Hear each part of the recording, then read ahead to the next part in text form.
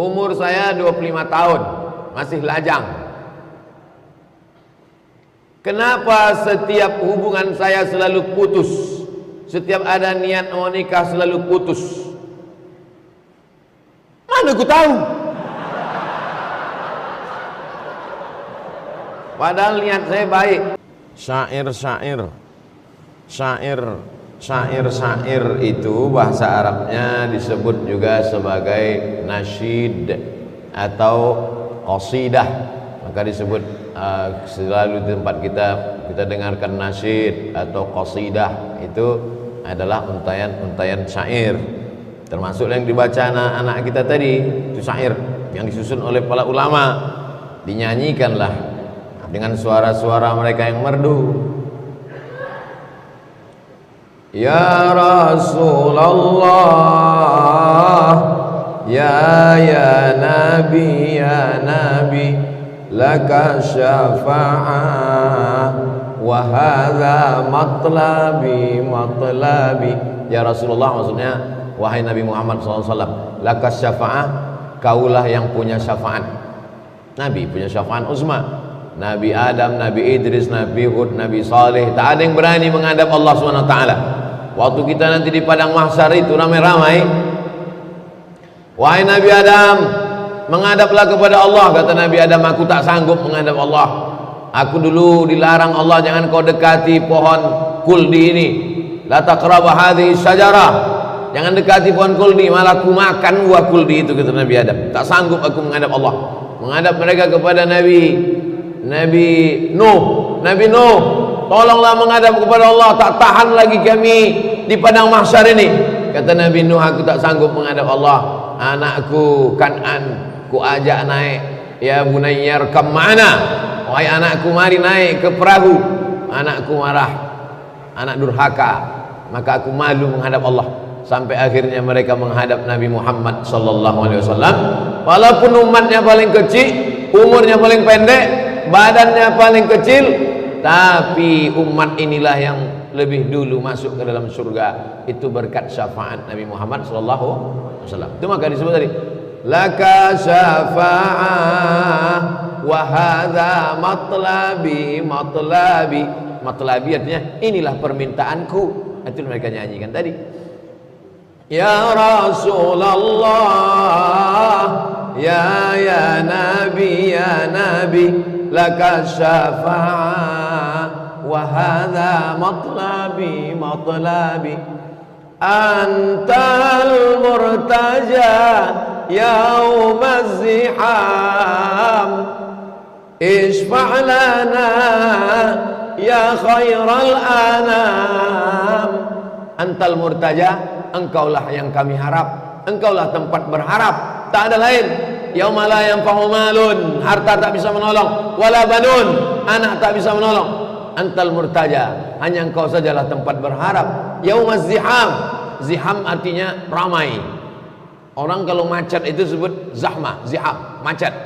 Pada saat ramai, seluruh umat berkumpul. Dari mulai Adam, Idris, Nuh, Saleh, Ilyas, Zakaria, Musa, Yahya, Isa, Daud, Sulaiman, Nabi Muhammad SAW, seluruh umat berkumpul di padang mahsyar. Maka disebut dengan yaumaz ziham. Hanya Nabi saja. Isfa'lana ya khairal anam. Maka pada saat ramai tak ada satupun yang bisa menolong itu, kasihlah kami syafaat, wahai khairal anam, engkau sebaik-baik makhluk Allah Subhanahu wa taala. Nah, jadi di majelis-majelis di Mesir, di majelis para habaib, itu dalam majelis ilmu, karena kepala ketika membaca hadis, membaca ayat, urat-urat kepala itu tegang. Maka dengan mendengar nasyid itu kebalik, seluruh dia balik. Ada seni, ada munsyid.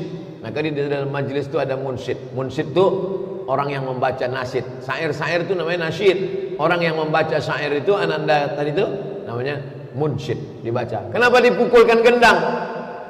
Kata Nabi SAW, a'linu hadzal nikah. Kalau ada orang nikah tak boleh diam-diam. A'linu, iklankan nikah ini. Waj'aluhu fil masajid. Buat nikah itu di masjid. Wadribu alaihi biddufuf. Pukulkan gendang. Itulah asal muasal mukul gendang. Memukul gendang. Mana tahu ada orang bertanya, apa pula pakai gendang-gendang, pakai pukul-pukul. Nah, ini penjelasannya. Udah jelas, kasih tahu. Tak juga dia mau menerima, melawan, pukul kan gendang tuh kepala dia.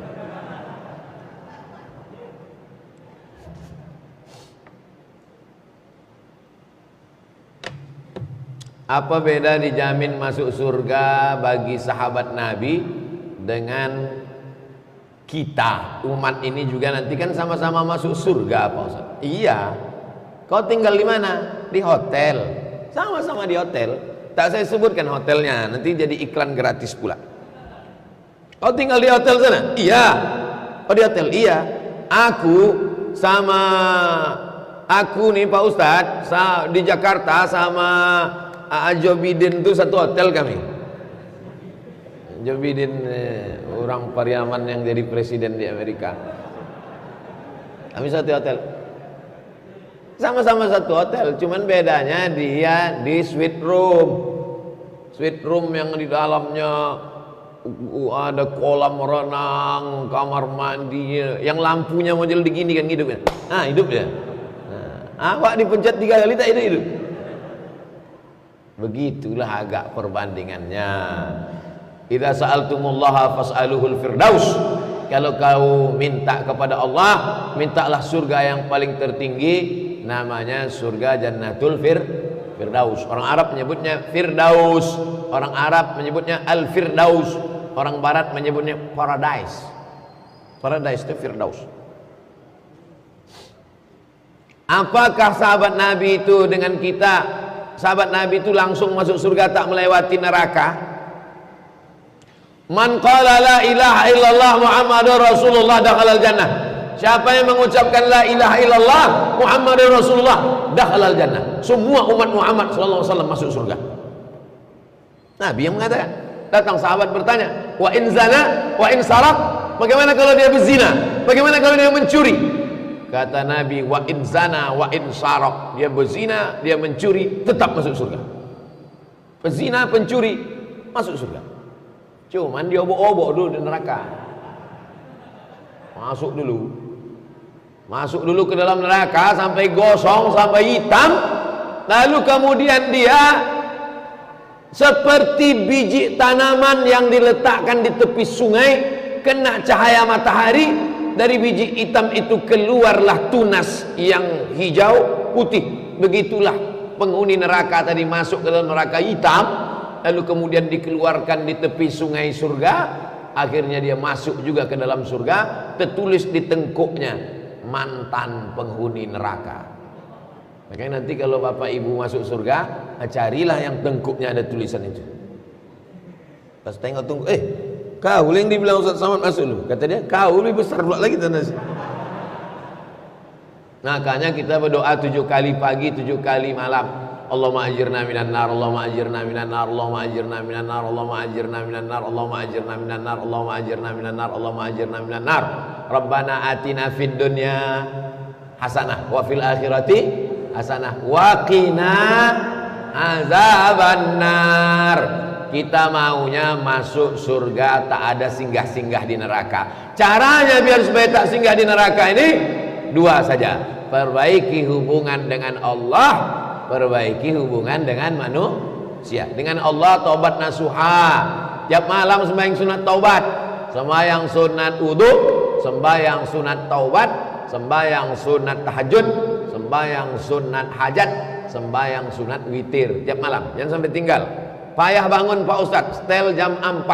Kalau payah bangun jam 2, jam 1, jam 4 bangun, supaya jangan tidur lagi sampai subuh. Bangun jam 4, mandi, sholat sunat wudu, sholat sunat taubat, minta ampun pada Allah, bersih. Kepada manusia jangan zalim, jangan aniaya, jangan sakiti orang, minta maaf sama orang. Mudah. Asal selamat 2 hubungan ini, selamat dari neraka. Tapi kalau udah sama Allah maksiat, sama manusia, tahankanlah. Begitulah perbedaan kita dengan sahabat Nabi itu. Lau kana ahadukum anfaqa misla Uhudin zahaban, seandainya ada di antara kalian yang bersedekah emas sebesar bukit Uhud, Ada di antara orang Pekanbaru ini sedekah emas sebesar Bukit Uhud. Bukit Uhud itu panjangnya 7 km. 7 km itu kira-kira dari sini ke Batrepe lah ya. Dari sini ke Batrepe emas disedekahkannya itu tak sampai setapak tangan Abu Bakar Siddiq. Setapak tangan Abu Bakar Siddiq paling sekilo, 1 miliar. Emas 7 kilo. Kenapa beda? Karena kalian, kata Nabi, bersedekah pada saat aman, damai. Abu Bakar bersedekah pada saat genting, susah, nyawa taruhan. 13 tahun di Makkah, 10 tahun di Madinah. Abu Bakar Siddiq. Mudah-mudahan kita walaupun tak sebanyak amal Abu Bakar Siddiq, berjumpalah dengan Sayyidina Abu Bakar Siddiq di surga. Kenapa Ustaz tak minta jumpa dengan Nabi Muhammad? Kalau jumpa dengan Abu Bakar, tentu Abu Bakar ngomong sama Nabi. Ya Rasulullah, ada orang Pekanbaru nih, bawa masuk ke dalam. Istri saya punya utang lumayan banyak sebelum nikah. Sampai sekarang belum diansurnya. Apakah saya sebagai suami wajib membayar utang bini saya ini? Kebetulan saya semalam melihat pesan Presiden B.J. Habibie ketika dia mau nikah dengan Ainun. Apa kata dia? Ainun, masa lalu milikmu, masa depan milik kita berdua. Nanti kalau kebetulan kalian nikah, bini kalian berutang, apakahlah ucapan B.J. Habibie tadi? Bang, sengaja ku diamkan, kalau ku ceritakan takut aku kau tak mau kawin sama aku. Apa Adinda? Utangku banyak. Adinda, kata B.J. Habibie, masa lalu milikmu, masa depan milik kita berdua. Maksud abang, kau bayarlah utang kau tuh. Ini banyak orang ini salah paham. Dianggapnya kalau sudah menikah itu menyatu. Dianggapnya kalau sudah menikah itu menyatu. Laki-laki salah paham, perempuan salah paham. Panggilnya bini, istriku sini kau. Sejak akad tadi, maka surat nikahmu, surat tanahmu, surat mobilmu, surat rukomu, semua punya aku. Karena akulah surga dan nerakamu. Tidak begitu guys. Kalau kalian anak muda nikah dengan perempuan, maka si perempuan itu tetap punya hartanya. Ini ruko punya bapak dia, ini mobil hadiah dapat bonus dia dari kerja, ini gaji dia, itu punya dia. Tak bisa kau ambil, tak bisa kau gugat. Kau pula kerja selama ini sebelum nikah, punya tanah, ini juga punya engkau. Ini milik engkau, ini milik istrimu. Lalu apa bedanya? Di dalam harta milikmu ada punya istrimu. Di dalam harta punyamu ada hak istrimu. Tapi dalam harta istrimu tak ada hakmu. Ibu-ibu setuju?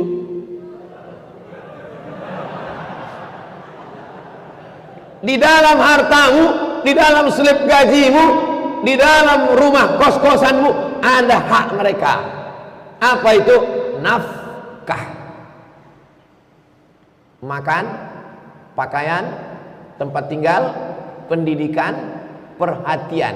Di antara yang 5 ini cuman 4 yang tak ada duit. Makan, pakai duit apa tidak? Pakai sambal lah, belum pakai duit. Pakaian, pakai duit.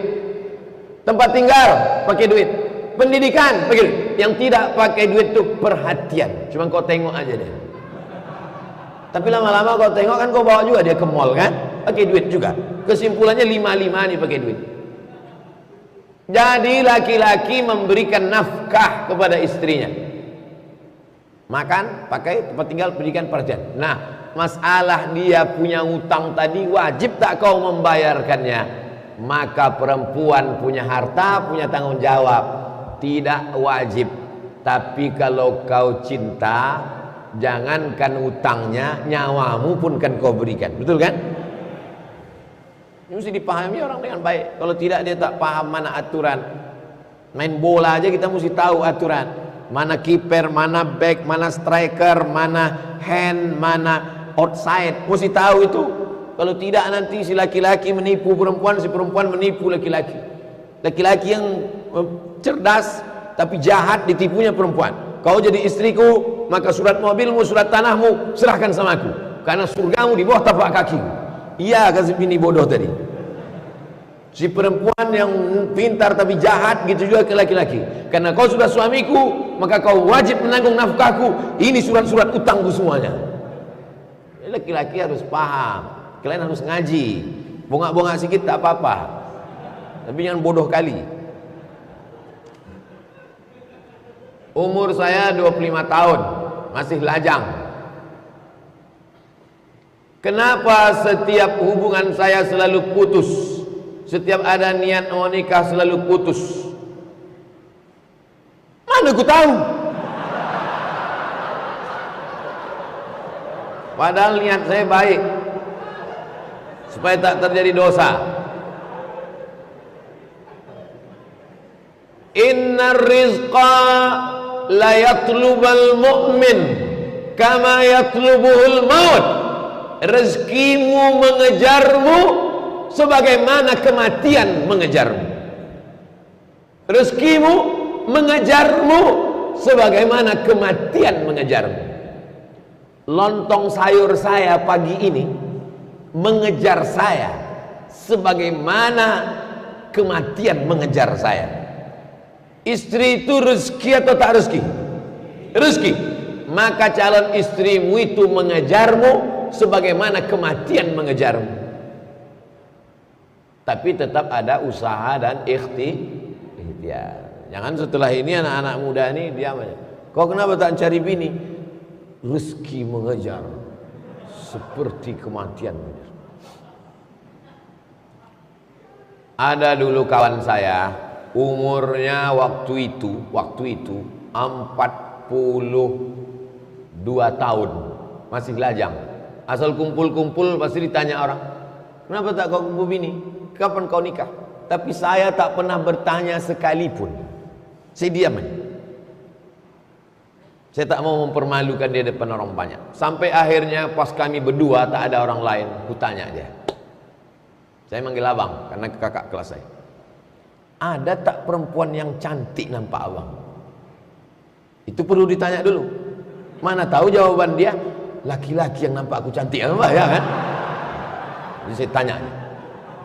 Pas tak ada orang saya tanya, ada tak orang di Pekanbaru ini yang abang nampak cantik? Ada, kata dia.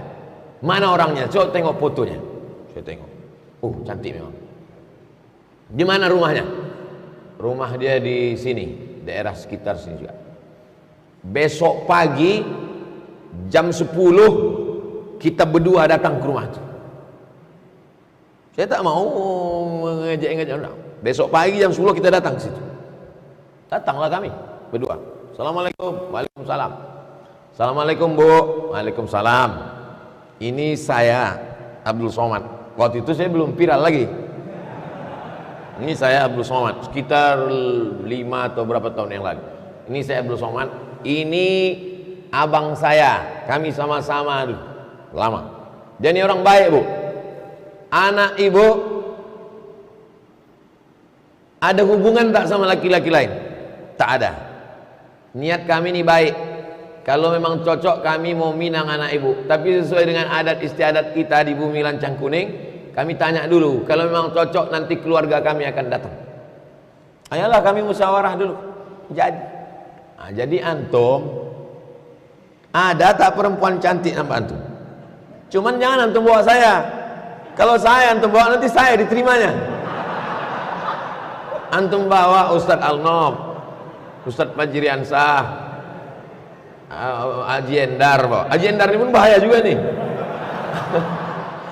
yang kira-kira tidak terlalu membahayakan lah. Jadi tak usah terlalu banyak teori. Nikah ini tak usah terlalu banyak teori begitu gini. Nah, langsung to the point. Sipak gol, tak gol cari gawang lain. Jadi banyak orang sekarang berteori-teori. Itu tadi yang saya ceritakan itu true story, kisah nyata. Gitu juga kalau nampak saya ada jamaah begini begono, begini begono, begini begono, saya tanya mana? Nah, kita datang. Apa boleh bertasbih, berzikir, beristighfar saat khotib Jumat berkhutbah? Macam tak ada waktu lain. Idza quri'al Qur'an, kalau kau dengar baca Quran, fastami'u lahu, dengar baik-baik, wa ansitu, diam, la'allakum turhamun, mudah-mudahan kau dapat rahmat. Saya sedang ceramah, pas saya sedang ceramah, adalah orang tepat di depan saya tuh baca Quran, pas di muka saya, dia baca Quran. Saya bilang, kau kalau mau baca Quran pergi kau ke sana, yang di muka aku nih kau baca Quran. Macam menantang betul dia. Kita ini bukan laptop Core 2 Duo yang bisa dua-dua sekali kerja. Kita ini perlu fokus, dengarkan khutbah itu baik-baik. Tapi kalau ada orang mendengar khutbah tasbihnya sambil berjalan, itu sesungguhnya dia sedang zikir sir. Zikir itu ada zikir jahar, la ilaha illallah, la ilaha illallah, la ilaha illallah, namanya zikir jahar. Ada namanya zikir sir. Zikir sir itu tak berbunyi. Letaknya di mana? Dalam ismul mufrad, Allah Allah Allah Allah Allah Allah Allah Allah Allah Allah Allah Allah. Itu makanya kadang ada orang duduk tasbihnya, mulutnya tak ada bergerak. Itu namanya dia sedang zikir sir, zikir khafi di dalam, tak putus. Allah Allah Allah Allah Allah Allah Allah. Dalilnya apa? Alladzina yadhkuruna Allah. Orang yang menyebut Allah qiyaman, waktu tegak, wa qu'udan, waktu duduk, wa ala junubihim, waktu baring. Allah Allah Allah Allah Allah Allah Allah. La, hadisnya mana? La taqumus sa'ah, tak akan terjadi hari kiamat. Tidak akan jadi hari kiamat selama di atas muka bumi ini masih ada orang menyebut Allah Allah Allah Allah Allah Allah Allah, tapi lidah tak bergerak di dalam. Jadi kalau saya khutbah, ada orang di depan metik tasbih, saya tak marah, dia sedang zikir khafi. Tapi kalau saya sedang khutbah, istighfarlah dia, Allah Allah Allah. Nah, ini tungkat. Apa? Macam tak ada tempat lain yang zikir. Idza qulta li sahibika ansit, kau katakan ke teman sebelahnya, diam, faqad laghauta, kau sudah melakukan perbuatan lagha. Wa man lagha fala jum'ata lah, siapa yang melakukan perbuatan lagha fala jum'ata lah. Ada tempatnya udah masing-masing. Mendengarkan khutbah itu pun zikir. Mendengarkan khutbah itu zikir. Kenapa kau katakan dengar khutbah ini tak zikir sehingga kau perlu berzikir lagi? Zikir jahar. Kalau zikir sir memanglah terus. Ada orang yang pakai zikir terus dipijit sambil dengar khutbah, dia sedang zikir sir Allah.